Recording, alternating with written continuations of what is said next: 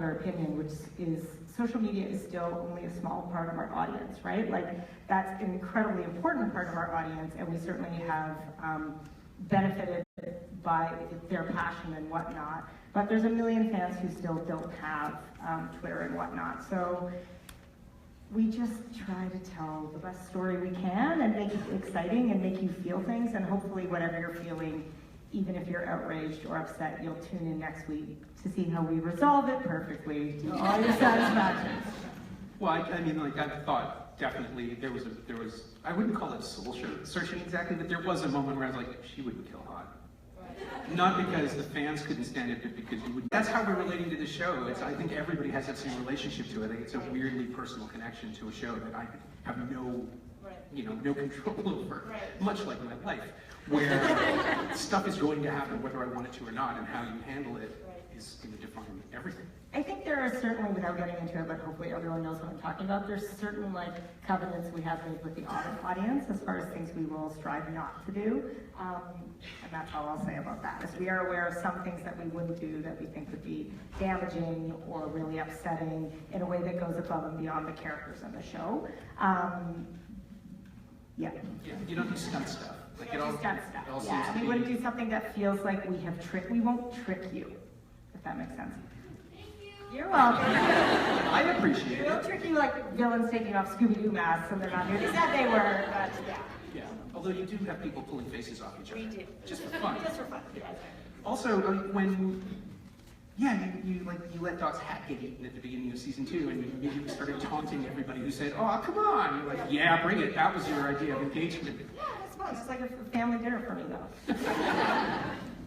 So, as far as everybody else, like literally everybody here, obviously you're being recognized. Like, I just watched that stuff happen outside, where like Melanie just walked by 3 people who did triple takes because she looks amazing.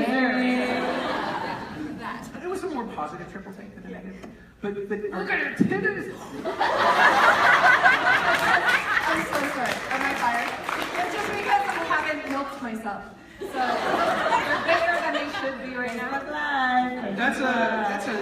I think we just made a meme. No, I have to live here after this panel. Yeah, exactly. That's a season 3 arc. Yeah, sure. Obviously. I just like saying Facebook Live, I'm sorry. Yeah. And that color keeps changing. I don't know what it means. It's blue now, it's red. I think it was red when you said it. Never mind. But as far as your daily lives, is it something that you felt? Is it something that you've noticed in Canada, where the show has, I would assume, a more substantial audience than elsewhere in the world? I mean, are you getting people recognizing you? Or are you all? Do you get front of the line Tim Hortons? Do you get the Earp or bump? I think, yeah, sometimes I get people looking at me because I also don't, I haven't milked myself either, yeah. I should, really. No, I don't, it's kind of crazy. In Canada, at home, anyway. Yeah, in Canada, I don't know, maybe we're more distant, or like people will look, but they'll never really approach us. I don't know if that experience is true to you guys, but they'll always do a little, like, is that the person? And then I just go pretend to read my book. And then if they come up to me, then of course I'll talk to them. And because I loved it, doing it, but it's kind of nerve-wracking also talking to fans, because you're like, oh, do you want to know spoilers from the show? I might spoil something. Okay, I'm really scared right now. Emily has a gun to my head. So yeah, I don't know, it's fun. Like, whenever I get to meet a fan, it's great, but I don't know, maybe they're just watching from afar. I can't tell in Canada. Is that a different response in the States? I mean, I know you guys have done conventions. Oh, conventions is a whole other thing, though. Like, conventions, people know what Wynonna Earp is, hopefully, or they're asking other people, and they're like, I love Wynonna Ryder. Tim always walks around and they're like, you were so good on Justified. And he's like, thank you. Kat, I don't know. I actually it just started for me. They were drunk. I don't know. But no, but that's when I started to notice like a shift in people starting to. Before that, only my dog had been recognized. Yeah, like last summer, my dog was recognized in the dog park. Aww. By another dog? No, by a human. Yeah, tiny autograph dog. Yeah. You know that other dog's gonna sell Birdie's autograph. I don't want to bug you, but can I like sniff your butt? Maybe? Yeah, exactly. Dexter gets that a lot from Instagram. It's Instagram, right? I mean, like just the proliferation of image of animals. Yeah. My Instagram account is basically my dog's now. Yeah. And yeah, he's adorable. Of course you should take pictures of him. Yeah. Greg, are you getting a lot of Ned we love? I mean, you're clearly getting a lot of it. Like 2 or 3 people and a bus driver. But no, just outside. I was late meeting everyone because I bumped into 2 awesome people. And where are you guys? Oh, they're here. Now I feel more comfortable. Because we've already talked and I know. But no. Every once in a while, one person will. I'm a character actor, you know, and it's kind of a compliment not to be recognized, basically. But yeah, once in a while they'll say, "Were you in Fargo? Were you the guy that didn't say anything?" But that was kind of nice, right outside, meeting you guys. That's great. That's really sweet. And you know, this is the other thing. You guys just, there is so much going on in people's lives that if anybody fixes on an actor and recognizes a role, that's a huge compliment to begin with. But it's just been so great watching, you know, just like the fact that the way hashtag has become a thing that will not leave me, a hot tag, that's another one, won't leave me alone on Twitter. It just keeps coming back because you're retweeting me that one time, it won't stop. But the way the show has dealt with emotional issues instead of, hey, here's a cool thing of 2 girls kissing, which we see on a lot of other television shows. I mean, I'm not against it. Sorry. It's more personal than I thought it would be. No, there is pandering, there's titillation, and then there's what the show does, which is refuse to do anything other than treat it as a romance. And I had a whole bunch of clips picked, but because of the Facebook Live thing, we're just not going to bother with them. I don't think we can just talk about it. Nobody wants to see any way hot clips anyway, trust me. You guys want one? Do you want one? What's the cheerleading scene? You haven't watched it 25,000 times. Okay, guys, can we roll 203 beep? Facebook Live. Hang on, stand by. It did something. It did something when I said Facebook Live. It's angry. Oh my God, it knows. It knows. Sentient.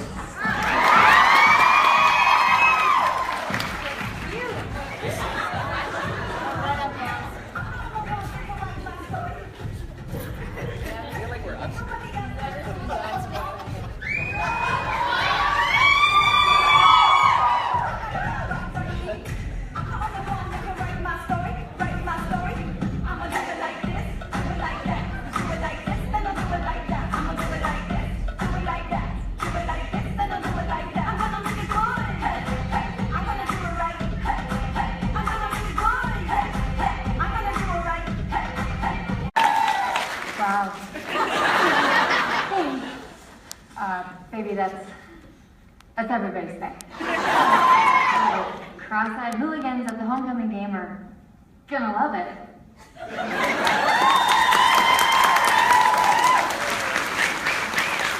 Is everybody here not seeing the joke? I feel like that's really out of context. So the reason I wanted to run that clip, aside from the fact that apparently everybody here was hoping we would, is because that's, like, it dovetails and it shows us that Waverly is, like, in love. It's about an emotional display. It's not about sexy cheerleading dancing, although I guess it kind of is. But what it means to her to do that for somebody is really powerful. And that's something, again, most of the other shows would not have the conversation that follows, or it's just the fact that it rhymes at the end with Wynonna coming in and saying, girl, put on some underwear. Again, I'm coming back to the writing more than anything else. But it is, like, it's just, it understands who these people are in a way that a lot of other shows wouldn't care to get real relationships. Thank you. Yeah, I think we can still have fun. I think the cheerleading clip works because it sort of subverts the male gaze because she's doing it for her girlfriend. So it's kind of like you're taking a trope and turning it on its head, which I really love all the time. And that's one of my favorite things we get to do on the show. Not at all. Pleasure. And and what's it like to act against something? Sorry, trying to see Kat. What is it like to act, to receive that kind of thing in the moment? Like, how do you play it? Because you're playing the audience's attraction as well. Like, you have to tell us that it's fun instead of Terribly difficult. I mean, I think I was just trying to give Dom all of the energy and all of the support for like the 4 hours that she had to do that without saying anything. Yeah. You know what I mean? Like I was just trying to be like, it's good, it's really good. You know, like what do you? I guess, and she's very vulnerable as an actor too, because you know it's not easy to do, and she's not wearing a lot of clothes, and it's a really big thing though as an actor when you're putting yourself and your body and then a special skill out there. So the whole time was just trying to be really supportive. I didn't have anything to say, so it was just kind of like standing there and trying to be like so actory, be present for her. But really, I was just trying to be there and have her, I don't know, feel comfortable. Yeah. Yeah. And discussing, you know, the concept of putting yourself out there and exposure. Melanie, slight spoiler for season 2, if you guys haven't seen it already.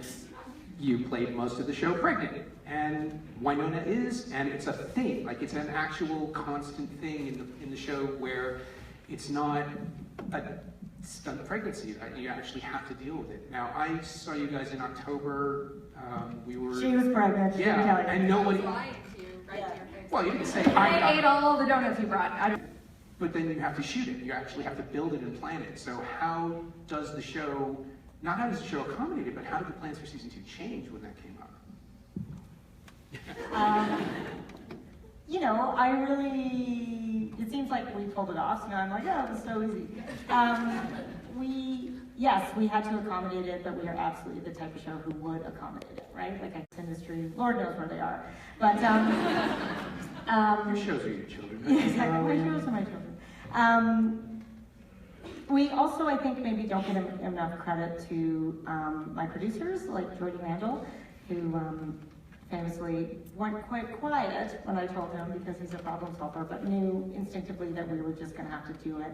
And the network, actually, like we really did go to the network and say, this is the schedule, this is when Mel is due.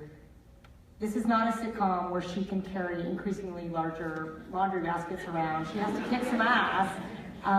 Was enough to give us the confidence to know we could handle it. And I feel like that's really rare in 2017. I was in a panel yesterday about women behind the lens, and we all had horror stories, and there's lots of them, but this was not a horror story in this industry. This was a lot of really good people, men and women, coming together to make it possible to the best of our abilities for Mel to do this and tell the story we wanted to. So, probably, yeah.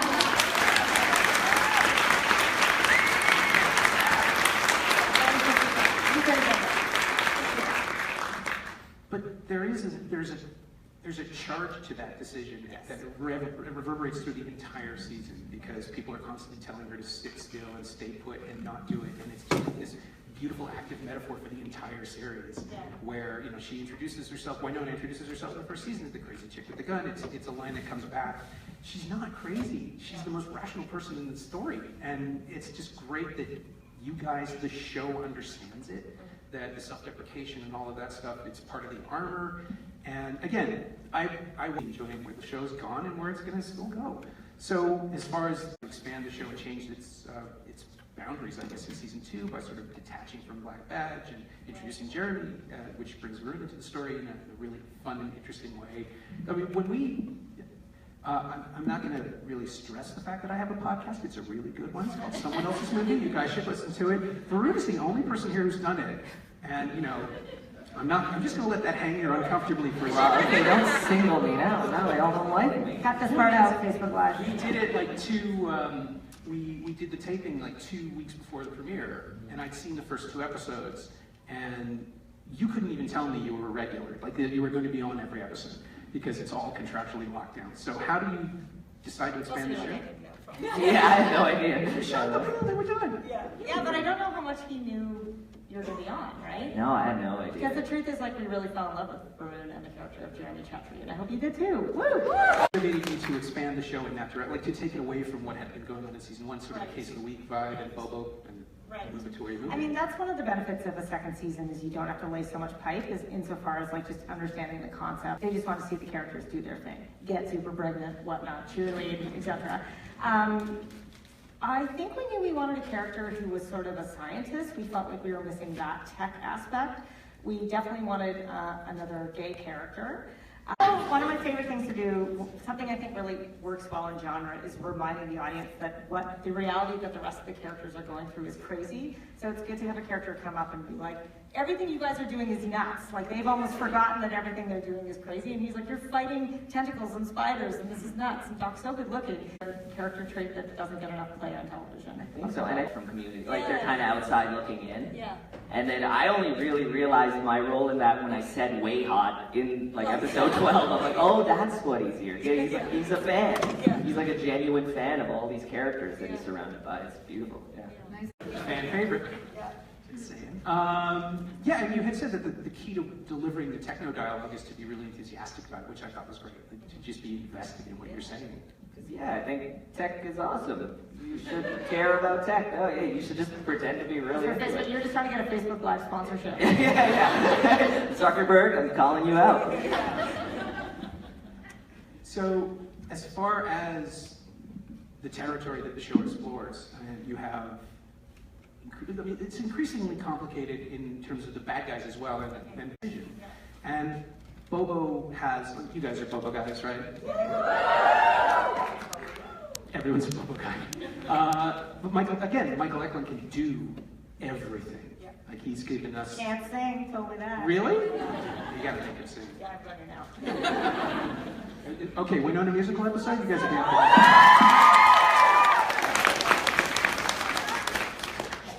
Who here doesn't think they can sing? Because then you gotta write the artist ballad for them. I just asked.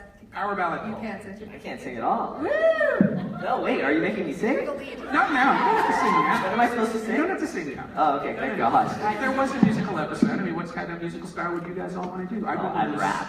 I'm pretty good. I'm not bad. I'm pretty good. Greg? You prefer butt rap. Greg just told me before we came up here that he used to be a singer. I used to a long time ago. I sang a lot of Frank Sinatra. I was going to say. Ned is a crooner, isn't he? But I think Ed should sing like Ed Sheeran or something. Like badly. Catherine, what would you? What would I sing? Maybe I'd do a career ballad with you. I don't know what I would. Yeah, that'd be fun. Let's go with that. Ballad with Ned. Korean ballad? Korean ballad. Can you change that to Korean I ballad? can help you with Korean ballad. It's fine. K-pop. Think of the audience. There is so much room in there. Melanie? A little, right? Well, I lived in China for a minute, so I would do Cantonese ballad. Because I can't say. On another show, I sing some Cantonese. No, some Mandarin. You gotta do Really? multi-talented. All right, I'm setting up a Google alert for that. I'm sorry, a Facebook Live alert. So, yeah, they're not here, but we can't really ignore like, the contributions of Doc and Dolls, right? Like, what would they say? Yeah. Our absent friends. I mean, really. I feel like they do a duet, like Islands in the Stream. They fight over who got to do Dolly Parton. Yeah, and it's a 70s so fit on the cassette player in Doc's car. I love that detail. I love the fact that Tim is so good at being antiquated and archaic. Yeah. I mean, I've met the guy. He's as modern as you get, but he walks around. No, he's not. He's a restaurateur. He was telling me about sous vide. I mean, that's modern. I don't know it. I'm old. Okay, so how is he not? Now I have to know. How is he not modern? He doesn't. He tweets. He's got an old soul and he like loves his old manness. Yeah, but he's like the best video gamer I've it's ever fair, played I know, with. the video games. Yeah, see, he forced me to buy a PlayStation. Yeah, just so they can play video games together. That's all they do. We were talking about living in a different area of Calgary this year, and Varun wouldn't say yes because then he couldn't video game with Tim. But this is the thing, they don't video game in the same room. We need to be in close proximity, okay? We're dependent. You know, for breakfast every morning. I don't know, Tim's just got this old soulness for me. Okay. I was surprised when I met him to find out that he was. Well, that He's like one of those guys who's good at everything. It's super annoying. And so, He is definitely super nice. So as far as casting goes, like the evolution of the sort of versus love triangle that's been going on through the entire series, was it always planned in that direction? Have you found yourself leaning more towards favoring an actor's qualities and adding them in? Like, You're just trying to make me say Doc versus Dogs. no, they are. You guys want to know though, right? Oh, excellent, good. Yeah, I think I like though, like I've done lots of shows with love triangles before, so I really like that the complication in this love triangle is that the boys don't hate each other anymore. Like that's what I like about it. It's like now they're friends and they respect each other, so that makes it really complicated. So we'll see. Yeah, and I like that the love triangle doesn't dominate the show. It's never about who Wynonna will choose or whether she's going to have the chance, because one of them might get eaten by a giant monster face. And so again, it's a supernatural show. There's all kinds of weird stuff going on, but human relationships are the most important thing. Which just, again, thanks for that, because that turns out to be the thing that I like the most. You guys too, I assume.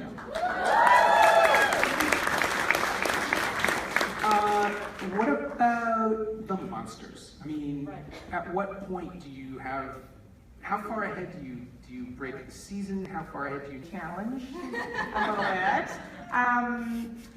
It's awesome to work with the people from Bleeding Arts because they often come forth with creatures that they know they can do. Do you know what I mean? Or we kind of do a lot of stuff ahead of time. It's funny, sometimes the cart leads the horse as far as what creatures we think we can do, you know? Sometimes we know exactly what we do need, like we really need to figure out how to do a tentacle or whatnot. But I love to see what my team comes up with, what they pitch, and so often that's the best decision, so. Yeah, we found out last night that someone was decapitated on the show because they already had a mask in his head. Yes, like his head was available, which exactly. is awesome. And he was That's a available. good way to get cast, yeah. Exactly. Guy had been decapitated in the Lieutenant of Inishmore on stage here a few years back, and Bleeding Art had a head cast of him, so you cast him to have his head cut off. It's very niche, that's very niche casting. I would love to be known as the guy, you know, the head is on fire. Yeah, He's exactly. there. He's Yeah, available. exactly. He's good to go at a moment's notice. Yeah. Well, all of you guys have had to interact with weird special effects stuff, and I think, I definitely want to know the weirdest story. I mean, is there like the most goo, the least goo, the most parts? Yeah. Something, I mean, it takes 4 hours to shoot a dance sequence. How long does it take to battle a widow? Yeah. Whoever wants to start. Great. You've had monsters, you've been beaten and tortured. Oh, yeah. That was a great scene, by the way. Yes. Like, that was Best lines of the season, I thought. Yeah. That scene, I was telling Emily, that it was written so well, a monkey could have made that scene work, you know. For me, it gave me a lot of information as to who Nedley is.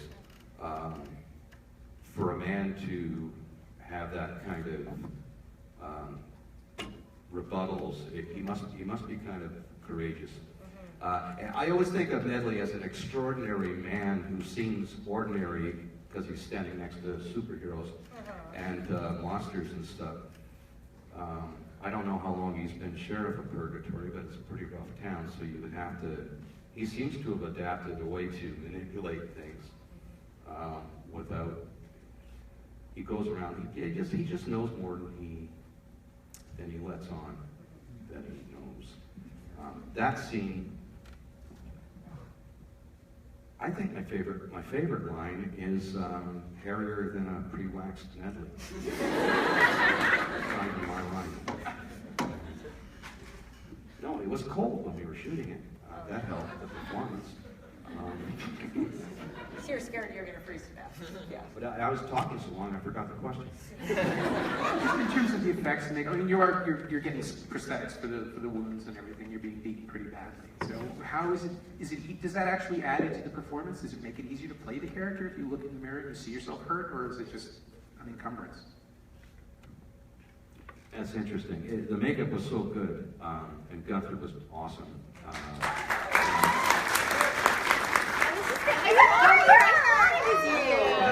Oh, take a bow, dude! Come on, stand up!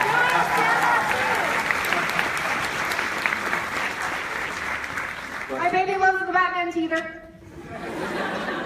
But yes, you know, you look in the mirror, but when you're playing the scene, you can't see it, of course. So you have. It's like when it's when it's on you.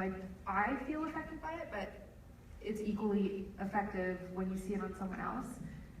Or if it's bad, then it takes you out too, sure. you know? But his was so good. I mean, another one that comes to mind is when you guys did, now I know you're here, I'm gonna be like, good, I remember when you did, but when they did Fish and Levi's season 1, and I sobbed. Like, I sobbed when they shot that, because the makeup was so good, and they were so committed, and it was like the most tragic love story, and these two men saying goodbye to each other. It was so beautiful, but the makeup was like even up close, and that's what the real test is, and it was just so well done. So I find it really evocative. Yeah. Catherine, your thoughts on either on makeup. wearing makeup, being in comas, being cursed? I think for me as an actor, the more stuff I can put on, it helps me. Like, I'm very much an actor who likes the gap. Like, I love putting my sheriff outfit on because then I really feel like Nicole. I have a harder time feeling like Nicole when I'm in civilian clothes. But there's something about like the weight of the belt and the boots. I think as an actor, for me, I'm a really like outside-in kind of actor. I love creating the character with the gear. So it helps me tremendously. Yeah. So I'm trying to remember, somebody told me he didn't have his character properly. This is a few years ago in a festival interview, and it's a blur. But until he got the right belt, he needed a belt that dug into his stomach a little bit, because that character was like angry all the time, and he had to figure out physically why. It's like, you know, the actor's argument was, I'm a nice person, I don't think I would be mad all the time, I don't understand. And finally he put on this giant belt that bit into his belly, and he's like, oh, well, I get this guy's mad all the time. Yeah, and then he had to come up with a backstory for the belt. His wife gave it to him, and he accepted it, and he hates himself for accepting it because it's a bad belt, and he can never tell his wife. Like, it was a whole thing. Wow. Is this Daniel Day? And that was, I have yet to meet Daniel. I might have met Daniel Day-Lewis a bunch of times with the characters. Yeah. No. He was a donut, I ate him. Best performance. Oh, Jeff Bridges. It was Jeff Bridges. Sorry, Western Dick. Yeah, it's the costume is so much part of it, and I'm going to actually realize I'm get to the makeup questions, but we can segue out of this because the design for Wynonna Earp in the comic book is distinctively not what you went with. Right. It's kind of a witch-bladey, sexy thing, which is unworkable on screen, I would imagine, for any self-respecting producer or actor. But what you've come up with instead is a much more functional wardrobe that's also perfectly in character. So how did you guys find the new design? Like, when did you realize you had it? It's such bad form to let the actors freeze to death. So we kind of had to play into winter. I mean, the comic is brilliant, and Bo Smith is amazing. If you're watching, you love him. He did the original comic. Oh, but yeah. like, it's just, that's what makes comics so amazing, is they're so exaggerated, right? Like, the girls have like these big heels and whatnot. You were saying Yes, yeah, exactly. No self-respected. I think we Get it? Because they're really big. And she was just saying. Thanks, guys. This is one of those trust things between a creator and a performer that is so important to the show, because you didn't just stab her in the neck with that spike. Facebook Live. How big do you want our Facebook Live members? The look was like a collaboration between a bunch of us. Jordy, like it's, we have an amazing DP, Gavin Smith, who's incredible. We knew we wanted to have a comic book vibe. We knew we wanted it to be lit differently than a lot of other stuff on sci-fi, to be honest. Like, a lot of stuff is very cool and lots of blues. And the truth is, like, when you think of sci-fi, when you think of a spaceship show, it's very claustrophobic and whatnot, right? You're stuck in an elevator, you're stuck on a spaceship, you're stuck with Data. I'd love to be stuck with Data, that's fine. But I think we really wanted to, we had this amazing character, which was Alberta, right? We had this incredible landscape to play with. I was really interested in the idea of like things being out in nature, things being out in the hills, things where you can't see them, literally slouching towards you and kind of always being aware that things are out there that are trying to kill you, but you can't necessarily see. Also, the winter I like as a character, because like the truth is, if Wynonna like breaks an ankle while chasing after a demon and she's isolated, like that could also kill her. So I feel like subconsciously, just the fact that it's cold and snowy all the time adds a layer of danger maybe to the show. No? Yes? Well, I feel safe because it's like a pillow. Yeah, exactly. Right, and then you're like, oh! Yeah,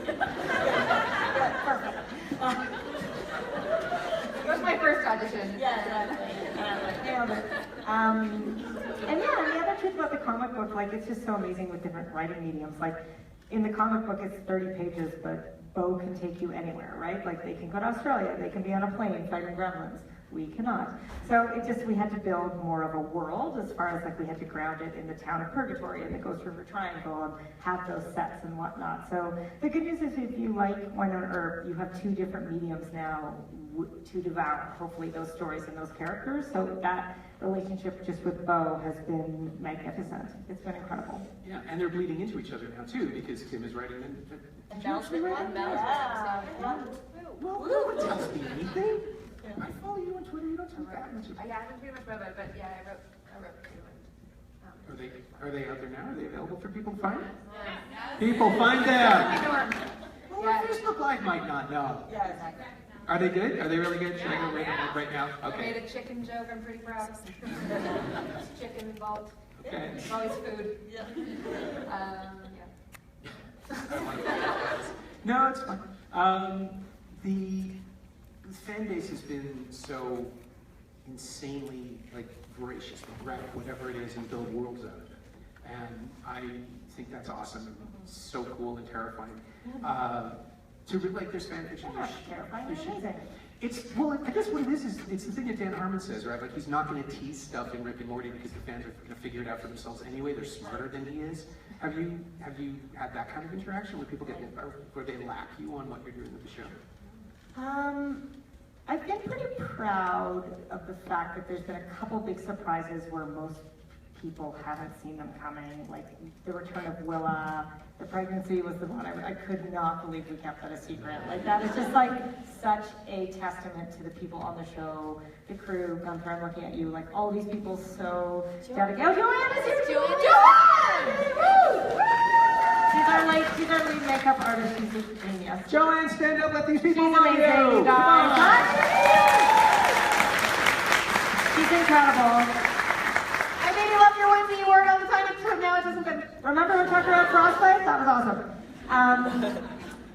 But honestly, that was incredible in this day and age where spoilers are everywhere. Just I found, especially for a younger generation, to watch TV and be genuinely surprised by something, I feel is such a pleasurable experience that maybe is more and more rare.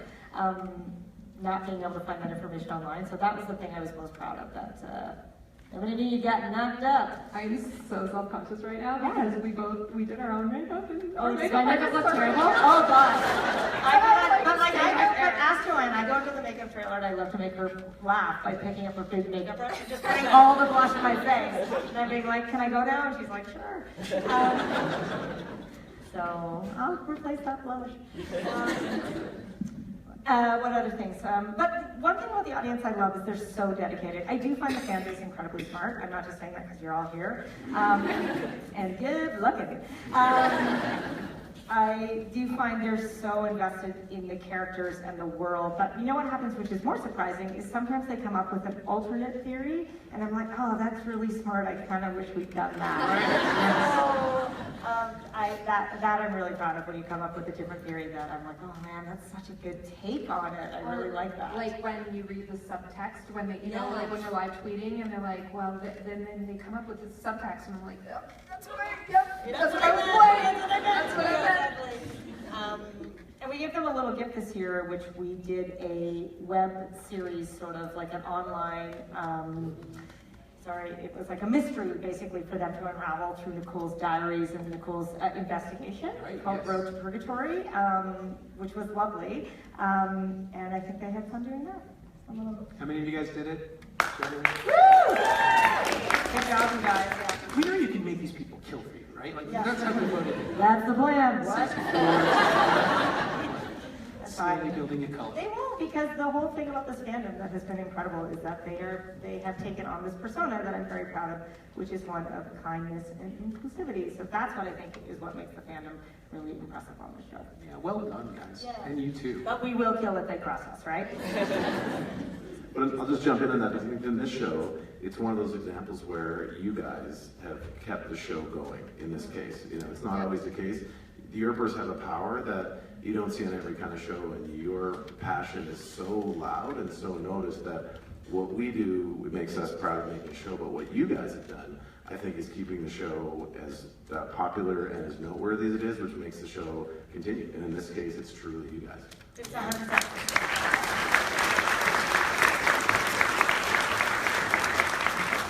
Well, that gives us a perfect segue into letting the Earpers take over the Q&A session. So I'm assuming you guys have questions? Yeah, we're going to set up a couple of... Okay, while they're setting up the microphones, Marcus. who gave us the beers? Yeah, where did the sarsaparilla come from? Someone... That was you? Oh, thank you so much. Hi. Thank you. I can't see you in detail, but I'm charmed. Yes. There's a light. Yeah, come. No, that was very kind of you. Only in porn. Those heels. Yeah, Wynonna has a broken leg, season 3. Yeah, thank you. That was really sweet. There are Earp's sarsaparilla. So was it like a root beer? What did it taste like? I didn't get it. Tastes like root beer, yeah.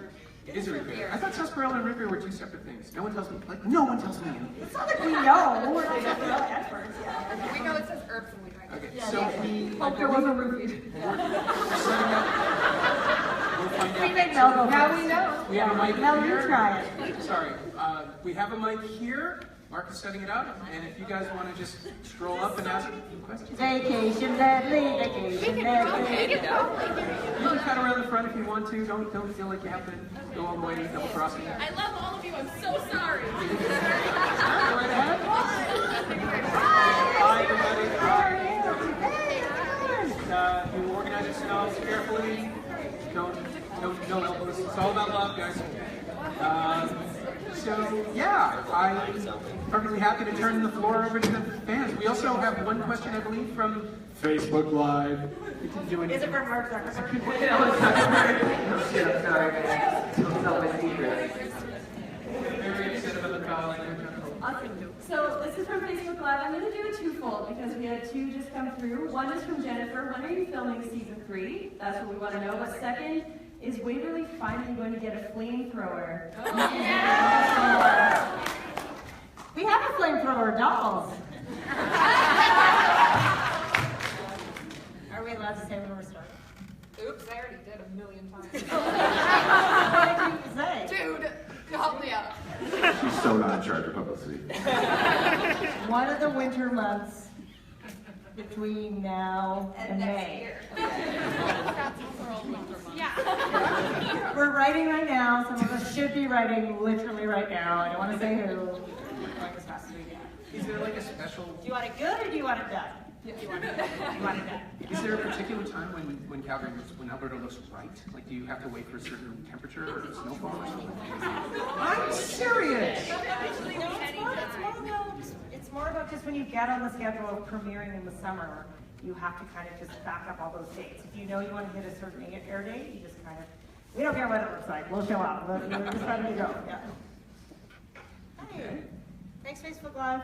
Hi. So in April, a bunch of us Calgary Earpers decided to come together and make an Earper group, the YYC Earpers, and our numbers have only grown since then. We've had a ton of people join. It's been super positive and inclusive, and we decided to put that Earper spirit to good use by doing a fundraiser for the Calgary Sexual Health Center. Yay. And the fundraiser actually just finished today. And how much did we raise?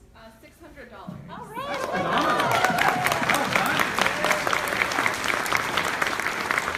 The shirt is fantastic too. If any of you guys want to show it to the Facebook Live. So we chose the Calgary Sexual Health Center just because of how you've chosen to respect and portray LGBT characters and like Wynonna's pregnancy as well, because they deal with reducing the stigma around healthy sexuality. So thank you. I have goosebumps, thank you.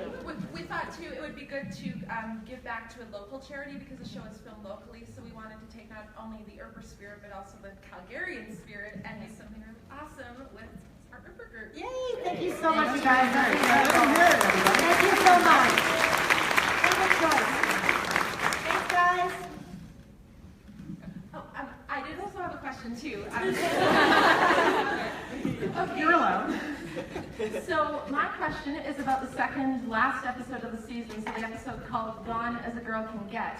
What was it like filming a whole episode without Wynonna? Because obviously Mel's amazing and I definitely missed her in the episode, but that episode was really solid and I enjoyed seeing all the characters play in this new reality that was totally turned on its head from what was established. So how was that for you guys? Well, it was quieter on set. You know? He's not wrong.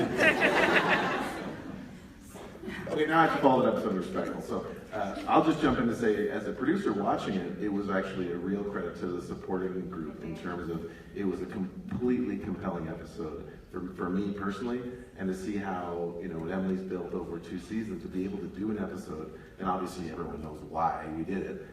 To have the ability to do that was a real credit to all of you and the story, because it was just a rocket episode from beginning to end. And I think, yeah, it was a great episode on its own, but then when Melody comes back at the end, you just realize immediately why Wynonna is so necessary to the show. Because what's the first thing that comes out of your mouth? I don't know. Something about peeing in a field? Or something about peeing or grasping my tongue, yeah. That's the first line that she says. It's like, oh, this is Wynonna Earp, and yeah, I don't know. Yeah, no, the episode was great, but I kind of love that moment of like, this is what we're missing, and it's Wynonna. I actually forget that Wynonna's not in that episode because it's all about Wynonna. Yeah, So like the most present concept in the episode is all about Wynonna, and every scene is about finding her or getting her back, whereas other times maybe the other characters were doing scenes about other things. But so like, it's funny that Melanie's not in the episode, but all I thought about was Melanie the whole time we were shooting the episode. So it's a weird, even though she's not there physically, you could really feel her the whole episode. Which I think is a massive testament to you. Plus, that's the episode where the show goes full Buffy, which I just think is wonderful.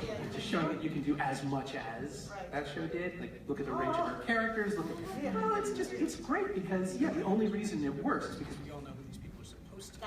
That's it. That is like a testament to the cast and how well they know their characters. Exactly that. Is like, you can only send them to a different reality if we know they're acting differently than they normally would, but also just showing that like these people are maybe meant to be together on many levels. So.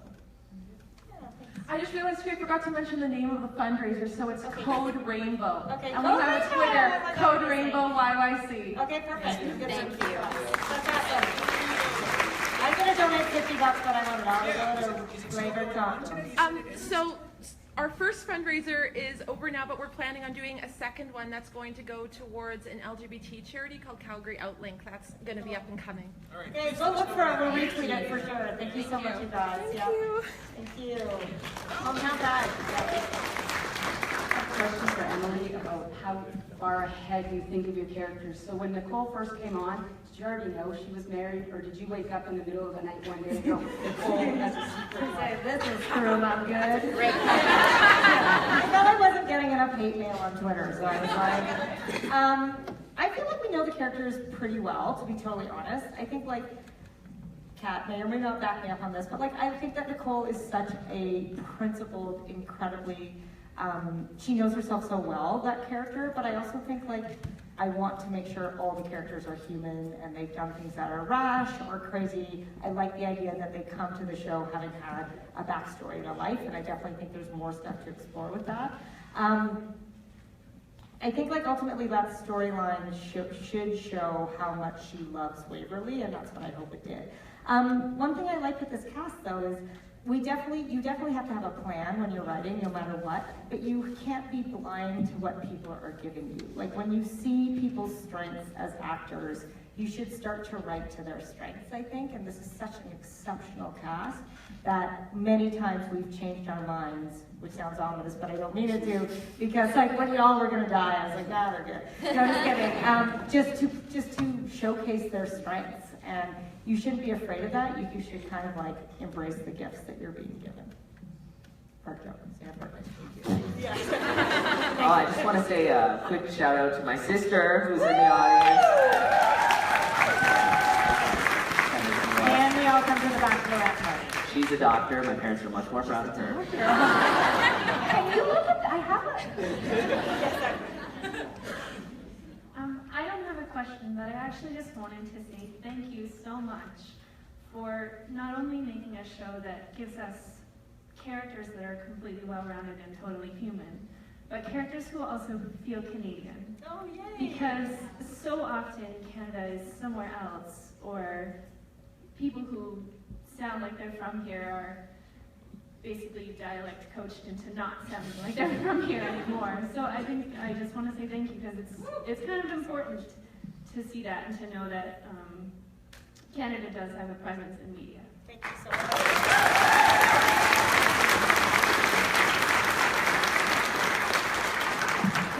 It is crucial that we tell our own stories, I think, and I think so much of what makes Wynonna Earp what it is the Canadian sentiments and the Canadian values, and the Canadian accents. So thank you so much for saying that. Please continue to support Canadian television. Yeah.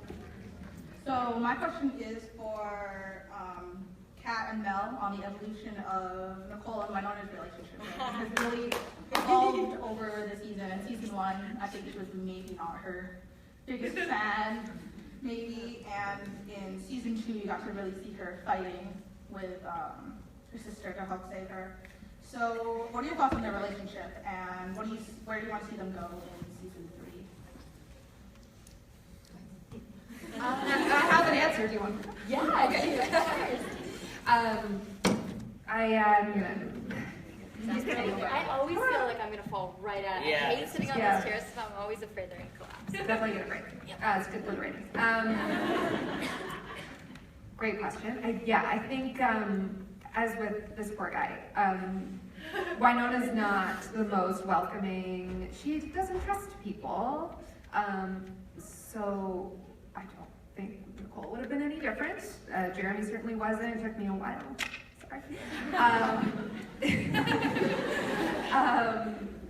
But I think, and especially if you're going to be involved with my sister, I don't care who you are, you're going to have to pass certain tests.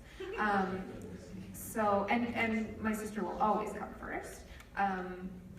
But then one of my favorite scenes of season 2 was the scene with Nicole where you walk in and find out that you're the first one to see that I'm pregnant, and the way you play that, and so that level of trust that developed in that moment, it's like all of a sudden, it's like I have goosebumps just thinking about it, because even I as an actor, I didn't know you'd play it that way, and then I got a bit I'm getting emotional right now because it was a so stupid, sorry. But yeah, it was that thing of I've got your back, and we all need that, and then I think from then on, it was nice. It was like a sort of a begrudging, fine, you're in, because that was such a big, important secret, and she got drunk for Wynonna. That was like the other thing, and she's getting wasted, and it's hilarious, but it's also profoundly, dangerous. She's giving herself alcohol poisoning. She's puking in a truck. I don't know. I thought that was a really solid beginning. I don't know where it's going to go, and I really don't care, because it'll be beautiful no matter where it goes, bad or good. But it's that was it for me. Top that. I'll just do really quick, but I really like that there are two characters who are very different, and I think for myself playing Nicole, I think I begrudgingly like Wynonna because she has qualities that I wish I had, but I don't. I think for Nicole, and I think that might be one of the special things about them is they see qualities in the other that when you really admire somebody, but it's just not you, but you wish you could be more like them. I think that's a fun part of the relationship that I really enjoy, and I like the fact that they're unlikely friends. That like Melanie said, Wynonna is her sister will always come first. But I thought it was so beautiful that the choice was made to entrust Nicole with arranging the helicopter to take the baby. And that's such a huge, at the end of the day, that she trusted her, I think was a huge step forward in their relationship. But I like the kind of tension, it's fun. I really like that quality of the relationship. I think it's unique. Hello. Hi. I saw it. I'm very nervous. You look so cute. I was just gonna say thank you for having such an amazing show that has feminism and LGBT Q+, all the other letters in the alphabet. Identical. Yeah, and I was just wondering what you guys think about filming in Alberta versus elsewhere, and how it can help transition, like move it into that. Yeah, you guys have worked everywhere, really, amongst you. So what about the Alberta location feels distinctive to you? I think when you're forced to, not forced, they didn't put a gun to my head, Emily did, but when you're like, as an actor, when you're told to film in a different city, it's cool because it's kind of like a camp mentality. Like, we only really have each other, and you can only focus on the part. So like, I think that's a big reason why the show is so, like, the mythology so deep, and our characters can go so deep as well, is because we spend so much time thinking about it, because we're just kind of out here, all we really have is each other out here. So it's very, I think, very good for the show. It makes me feel special. We really have. All right. I think because we've shot so many other places, when I come here, I don't, like, if I were to book a role on something else that's shot here, I would just be Wynonna. Because the texture of where we are, and like the immensity of the sky, like, it's so specific. And so I feel like when I come here and put on those boots and that jacket, and I'm shoved in that landscape, it tells its own story, right? Like you said, it's its own character. So it's like who else could play Waverly, or, you know, like any of you, like, it's just nothing else could play Alberta. And so that should be on the travel poster. Yeah. The beauty, like the vastness of it. There's something about when we go up to the mountains, every time it literally, like, it takes your breath away. It's just like, it's majestic. And there's this kind of open-heartedness about here that I think, so I feel so proud to be on a show that showcases such a beautiful part of Canada. You know, it's nice to see Canada not disguised as something. Yeah, I'll just say too, because some of them are here, but I would say it anyway. The Alberta crews are incredible. Like, bar none, some of the best crews I've ever worked with. I really think that. They are both down to earth and humble, and they are so extraordinarily talented at what they do.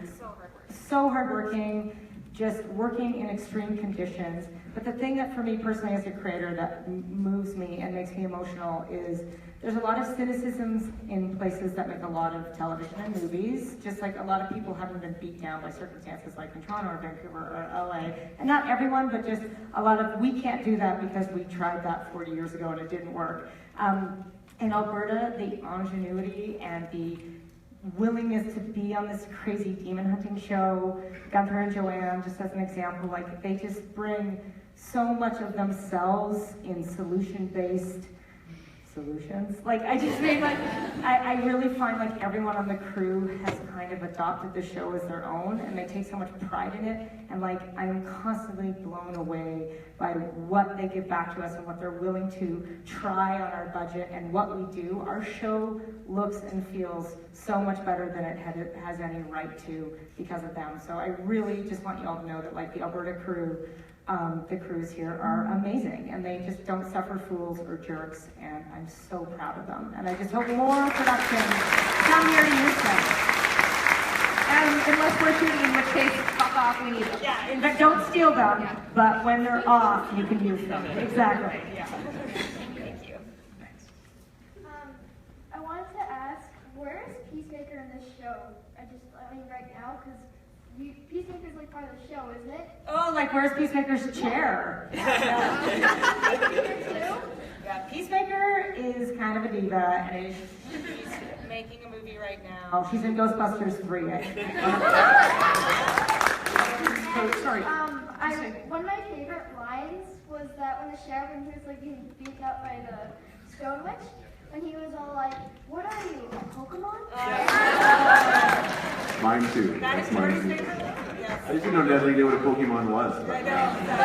I'm telling you, he's savvy. He's savvier than we think. Maybe we'll bring Peacemaker next time, and then you can take a picture with it, okay? Did you refer to Peacemaker as a her a second ago? Is that the thing? Like, does it have a person? Are we going to expand on this? Well, maybe Peacemaker, like the actor, is a her playing the role of a he. Because What is the gender of the guy? No, okay, I'm totally. Hi. Okay, sorry, I'm really nervous. I came to this microphone to talk about Jeremy, because he's my favorite character. And I want to know about, I relate to him so much, and I just want to know, how did you create this character, and where do you see him going? Is he going to get a boyfriend? Just 18 years of high school bullying. Me too. Okay. Oh, good. No, I hope he gets a boyfriend. I don't know. We'll see. Everyone soon, and I hope so. What kind of boyfriend do you think he should have? Well, you made that bear joke the other day. So maybe a bear. I don't know.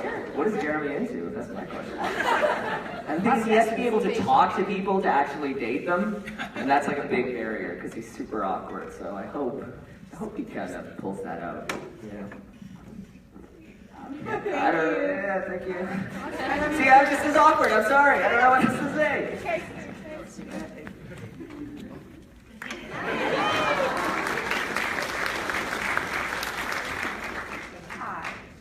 My sort of experience with the Calgary film community has been limited to a bit of extra work and classes in sort of set etiquette and production assistant, but it seems that no matter what it is, people have gone out of their way to talk about what an exceptional experience it is, and it's super positive to work on the set of Wynonna Earp. Oh, thank you. And honestly, it's become more evident even just by the appreciation for your makeup artist and the shout out that you gave while I was standing in line.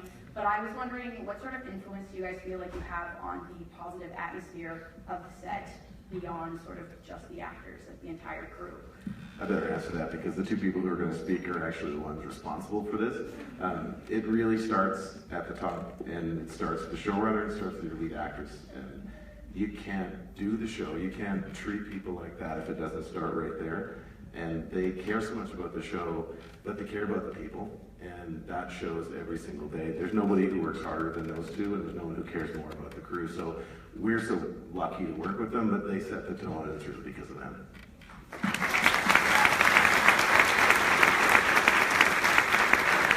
I have to say, the number of people who I've talked to that don't look scared. Are you serious?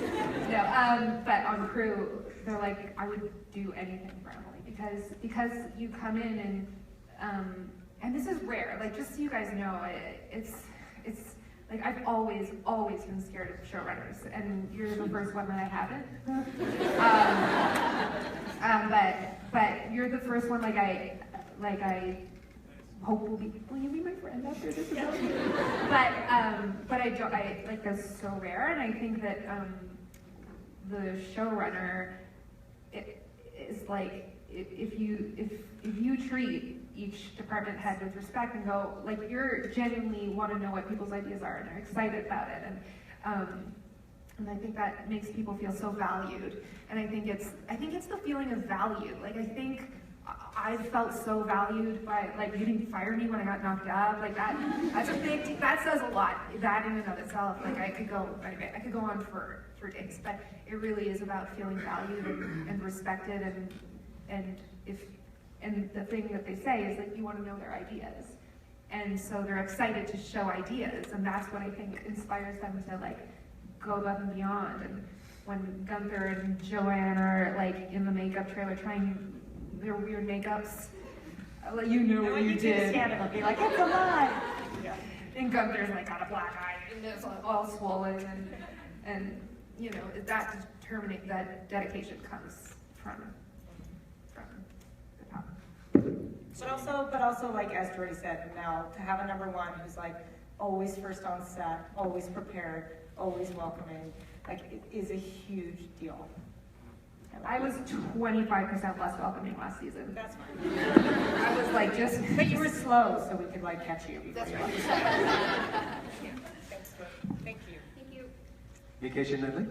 Yeah. Never gets hard to say. Yes, exactly. So a lot of people have talked about this, Kevin and Bonnie of the podcast Tales of talk about how you could take any of the two characters, going all the way down to like stupid Carl, and then put them, any two together, and it's an amazing scene. And the characters are just so well written and so well acted and everything. On every level, there's just, that's why I think people connect with this show.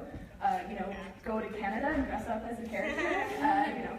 But for the actors, how does it feel to do you feel safe in that way? Like, do you feel comfortable to act with, whoever you just feel comfortable knowing that Emily and her writers have done a good job? For Emily, how does it feel to, in the writer's room, to write those relationships? And for Jordy, when you're, because you're here and you're awesome. How does it feel when you're watching the dailies? Like, do you ever kind of want to root for two characters to be in a scene together that maybe haven't? Yeah, that's a great question. That was like three-tiered, I'm sorry. No, that's great. Like, what kind of partnering haven't we seen? Who would you want to throw together in a room? Doc and Nicole. Who and Nicole? Doc and Nicole. Yeah, Doc and Nicole, I don't think had a lot of scenes last year. I think that would be really fun. That would be super. I think that would be really fun. Yeah, I feel like Waverly and Medley haven't really had a lot of scenes. That would be fun. The Waverly Rosita scene, I think, was when you guys were proudly saying that the two smartest characters on the show are in the hot tub together. Oh yeah, that was really fun. Yeah. Was there a hot tub? Nobody noticed. I was gonna say, we only had our first scene together in like 2:12. Oh yeah, the finale. At the very end, yeah. But then you had like a super profound talk. Yeah, it was a beautiful scene. But then we were always talking about it because we would hang out all the time, and then it was just like, when are we gonna have our scene together? And it was in 2:12, yeah. So it always ends up happening. You match everything. And then for me, that like produces more story we haven't told, right? Like it's hilarious. If you had like Doc and Nicole handcuffed together, they have to say to everyone else, "What? Did we just break the greatest episode ever?" Like that in itself is so fun and such a fun challenge to write what that relationship would look like and what they find out about each other. So. We're pretty lucky with this cast. You can put any two people together, and it's going to be fun. The cast is so strong, which you don't always get. Yeah, I agree. But you also gave us that Doc Dulles and Jeremy scene where these people who are always in space together are literally physically confined. So you found a new way to irritate each other. Exactly. Forced to talk it out. Yeah. Thank you. Thanks, Kat. Thank you so much, Kat. You look awesome. Don't ever stop running like that. That's why I'm mad at PE. We're all bad at PE. Yeah, we're here. We're your people. Yeah, exactly. Hello. I just want to say Calgary's awesome, by the way. This is my first time here, and everyone's super friendly. Sounds awesome. Film Festival's awesome. We're from the States, and we always are big fans of Canada, but Calgary seems to be quite choice. So, my question for the cast is, there are a lot of curveballs or oh shit moments that I've seen on the show, like Nicole has a wife, or Wynonna's pregnant, which that was a really good job with committing to that role. You did a really great job. What I was curious about, most memorable or your favorite curveball moment, either for this cast, experiencing that, and Emily either writing or the final execution. Oh, good question. What was the thing you read in the script that you were the most like, holy shit? What about you, Jordy? I'll tell you, it's a pretty easy answer. When Emily told me that Mel was pregnant. Yeah.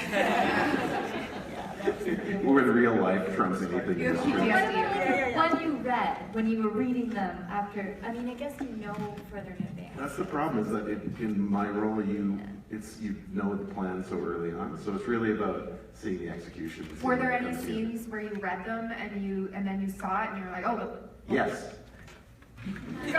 You're good. You're good. The moment for me is actually when, you guys will all remember it, when Waverly is sitting outside and Wynonna discovers that the pregnancy test is positive.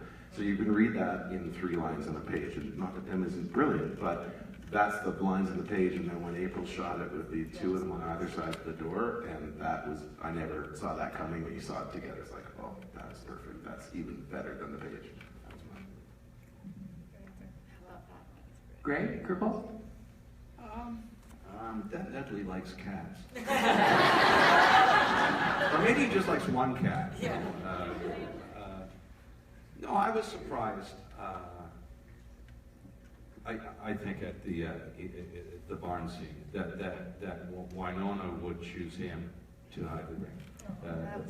That was a curveball for me. So because it added a certain layer onto this Wynonna Nedley relationship. It kind of makes me feel like Nedley would do anything for Wynonna, but he can't let her know that. Oh. Yeah. But yeah, that was the moment, I think. And the other thing too about the end of season 2 is that basically we get these moments where Wynonna actually starts trusting people that she has spent the entire season or 2 seasons just actively not liking and dismissing, which is really entertaining. But and years before that, because that's true. She's got history. But then sometimes people think she can trust betray her too, like Rosita. That was my thing, was when Rosita comes in and I'm like, Doctor, what, who? Oh yeah. I'm like, what the fudge? That one. A little? Yeah. I don't know, getting punched during labor was also another one. Yeah, the Rosita. Rosita punching Wynonna in the face when she's giving birth. Yeah, that's a good one. Yeah, but who hasn't been punched in the face? I don't know what your life is like, but come to my house. If I hadn't gotten the drugs, I would have wanted someone to punch me in the face. Oh, preach. For drugs are key. Yeah. Surprisingly, Surprisingly. Yeah, exactly. I mean, for me, it was the one that I audibly gasped was with the reveal of Nicole's wife. That was a big one. I was like, oh shoot, this is not going for a while, but I'm excited to see where it goes. Mine's the obvious answer. Jeremy is potentially a clairvoyant cyborg? Yeah. Like Data? Oh! Okay. That's a big one. Yep. Yeah. It's canon now. Yeah. Also, when Rosita and Waverly kissed. What? I didn't see that coming.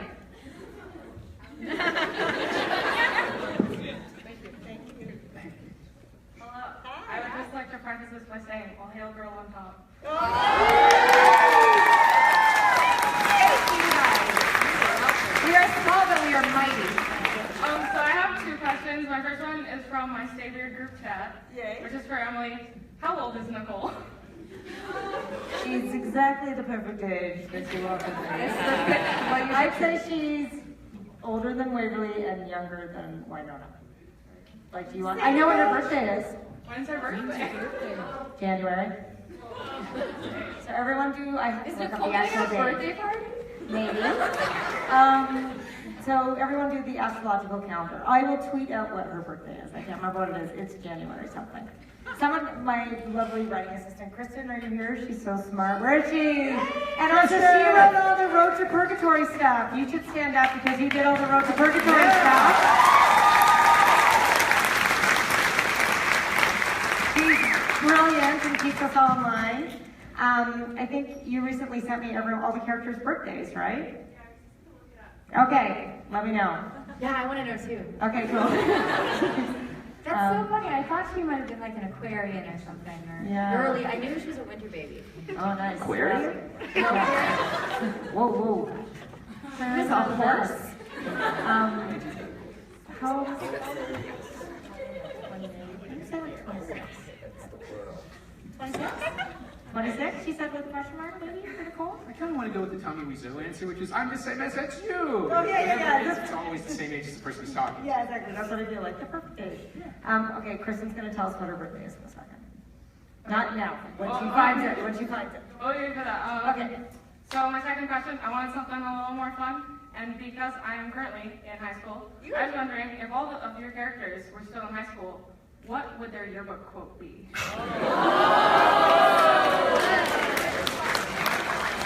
I'm really mad that I didn't think of that. That's a great question. That's a great question. I don't blow jobs without a police first. Totally appropriate in context.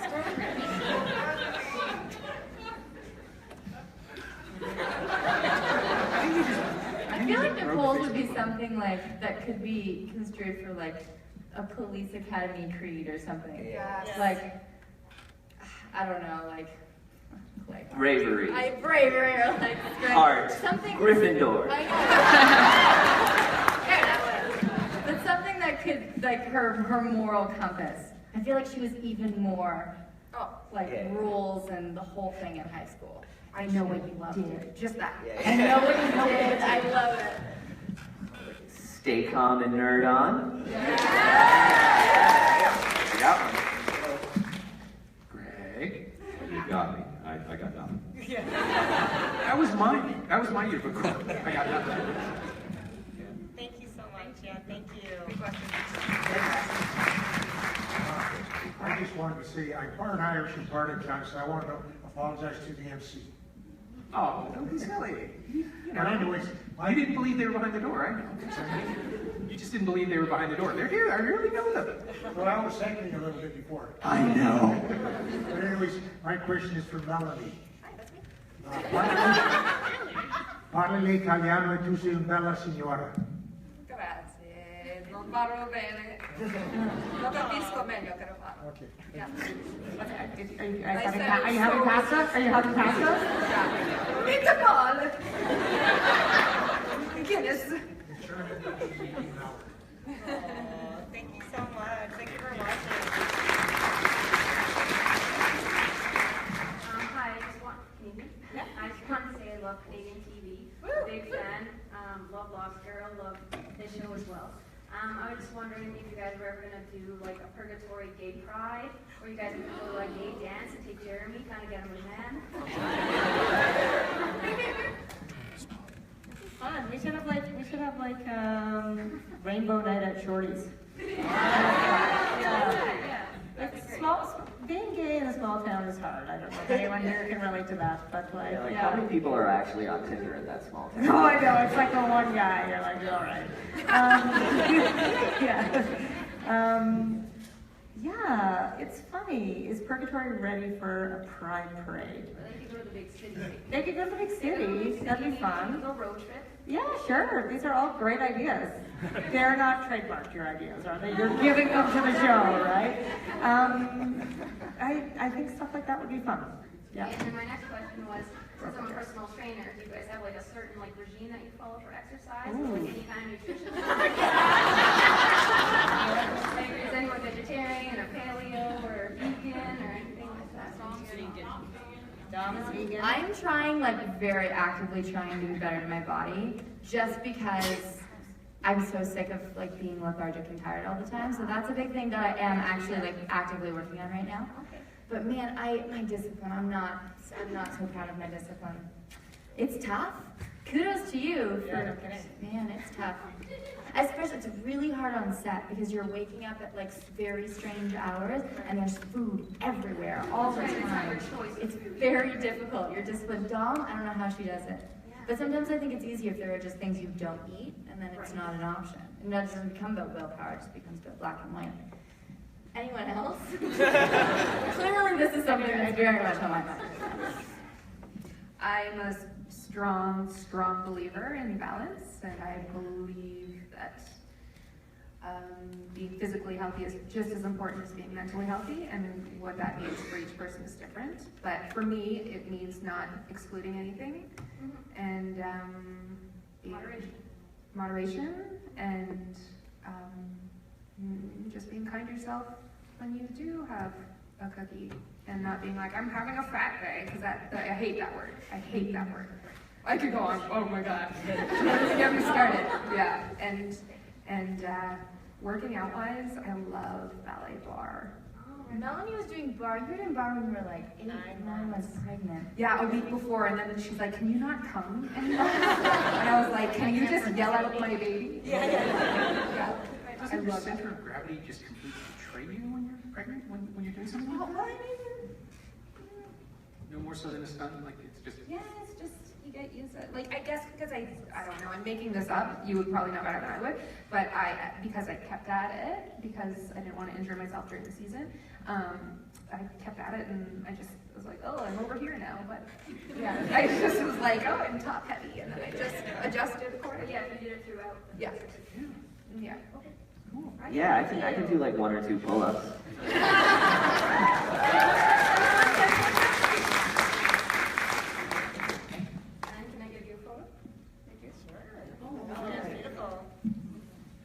So while this is going on, I have to ask Emily, what is the big city? Like, where is Purgatory close to? Is there, have you got a mythology flight? Do you know? Like, is there a short bus trip, a long bus trip? Yeah, I think the Ghost River Triangle cuts right through the big city. Like, I think the Ghost River Triangle encompasses more than just Purgatory, for sure. All right, well, there's your excuse for an outside bar night. Exactly, yeah, exactly. Cool, this one comes from Kim on Facebook Live, and because we're in Alberta, this is kind of fitting. How do you go about getting extras for the show and or auditioning for a part? I have repeatedly volunteered to sit in the back at Shorty's and just not bother anybody, and somehow it never comes up. We have amazing casting directors in Toronto and Calgary. We definitely hire Canadian. It's a big thing. We are a 10 out of 10 Canadian production, proudly, which means all our cast and crew are Canadian. Yes, thank you.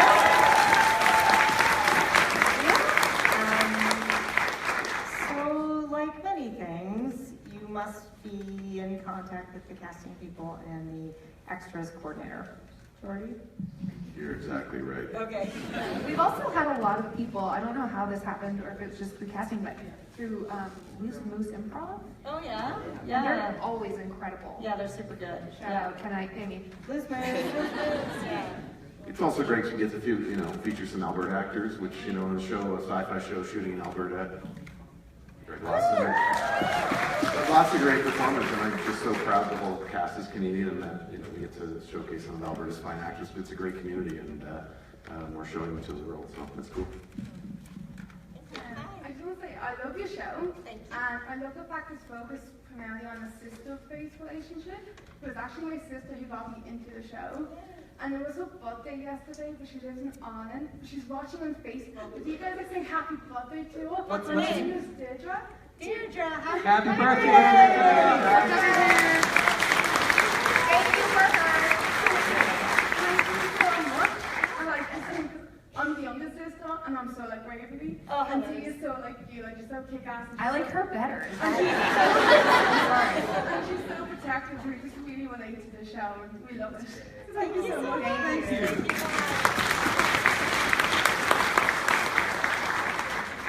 So we are wrapping up, I guess.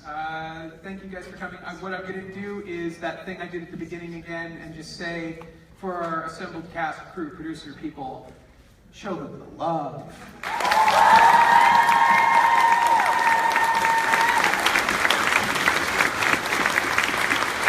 Thank you so much for coming out this afternoon. Thank you to Calgary Film Festival for having me here. It's my first time in Calgary, and it's wonderful. Thank you, Norm. Thank you, everybody